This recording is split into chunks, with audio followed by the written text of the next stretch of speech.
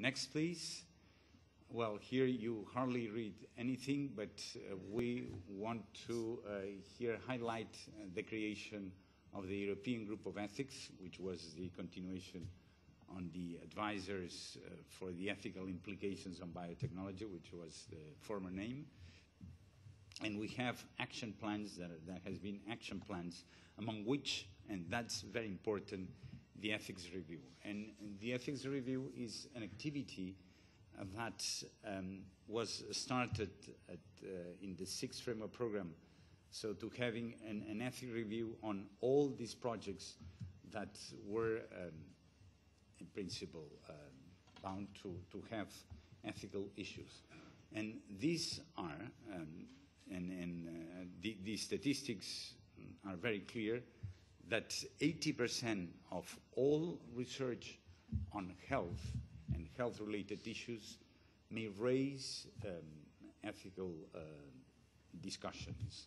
And so the review is very, very important because they need to look at very many projects.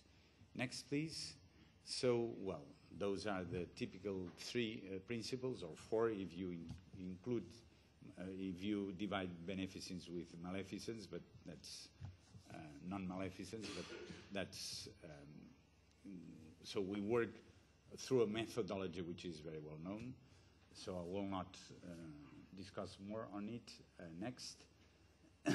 And we are dealing, and of course, here you, you are the experts on ICT, of course, but when ICT, we have human dignity, we have surveillance, we have transparency, animal welfare, and data protection and privacy, as the President Harbour mentioned earlier on. The next one, please. So, which challenges we do have on research ethics, that to have the ethics review instruments that are more appropriate, and to see the new, what's coming in the pipeline in science and synthetic biology, just to have an example, is a clear one, but you can imagine nanotechnologies, you can think of several of them, although human enhancement, I mean, you name them. We have, and we need to cope with the feeling, and that's a rather common feeling, that ethics is just another boring thing that needs to be dealt for the researchers, many of them, and use. I must say that there has been a change, a substantial change in just in the time of a framework program, but as a new bureaucratic layer to cope with it, to integrate the ethics view clearly in the design of the projects. So we see, and we've seen through the time, quite, I think that a good improvement, progress on the way researchers themselves deal with the ethical issues. So from being a paper that they added into their project and making sort of a checklist and that was it, to include it as a consideration transversally across the projects. And I think that this is a very good progress. Next, we want to have, as I said, this horizontal consideration, and the always difficult issue of whether the local, national considerations, when they exist, should prevail, and the balance with the supranational norms, which is always a problem, and a problem that in certain areas of research is especially difficult to deal with. And we need to admit that for some ethical issues, there are no solutions. I mean, we need to understand that trying to find solutions for everything is probably not existing. When it goes to beliefs of people, this is it. We need to admit that people think differently, and therefore agreements that sort are not possible. And this is nothing. I mean, we can live with different views, and I think that's one of the fact that we live in multicultural societies. Next, please. I'd like to finish this presentation, this short presentation, with this message that we want to convey. We, from the Commission, ethics is at the core of our activities. We have it very embedded in the review. We want, and we have been witnessing and in a way actors of this transformation from ethics seen as a bureaucratic layer and as a prohibition to fostering as a discussion, as a forum for people confronting views and having different views.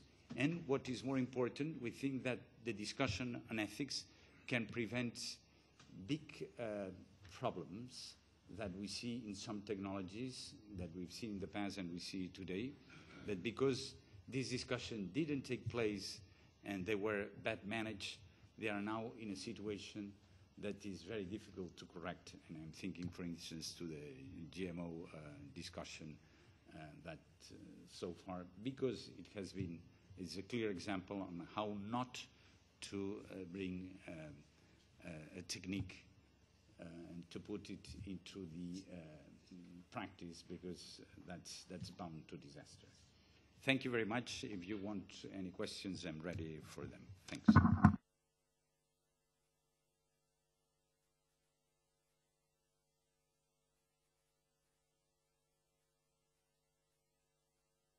Sorry, a quick question. I was wondering, who would you consider your counterpart on the U.S. side, if any? We don't have, counterpart in the U.S. The U.S., the NIH, for instance, has, when dealing with making the reviews of, because that's, we need to think of a big funding agency for us, and the biggest, of course, is NIH, which is much bigger than ourselves. In terms of budget, they have $30 billion per year, $30 billion per year. They have many more projects. And in the projects, they have some principles that need to be respected as well. And although they don't do a systematic ethical evaluation, but these principles should be respected. And I think that in this way, there will be the counterpart. Also, we fund some projects on research projects on ethics, which is a different thing I didn't mention, but that's also among our activities. Okay, in the interest of timekeeping, I'm going to allow two more questions. The first two I've seen, you two, and then if you could have a quick answer and move on. Sure. Hello, Daniel Dardaillet from W3C.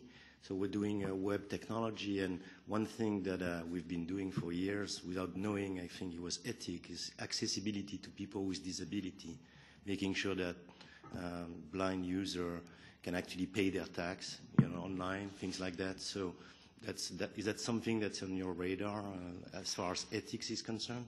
The fact that technology have to care for people with disability, because it's a possibility. Just because we can solve some of the problem, I think we have to do that. It's a comment which I agree, yes.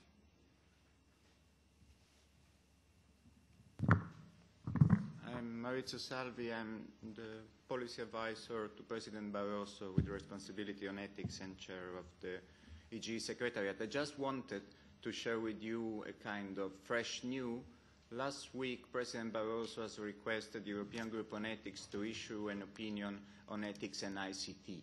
Then this initiative and the discussion today is just fully in line also with efforts that are being taken by the European Commission to the European Group on Ethics to clarify and also to have a better understanding of the ethical implication on ICT. Well, just to share with the audience, since this is the topic of the conference, this new. Thanks. Okay, thank you very much. That is very good news for us, I suppose, in showing that the agenda that we are following is actually on the agenda of the European Commission, of the President. So I'd like to thank Octavio very much for sharing his view and his explanations of how ethics is viewed within the Commission.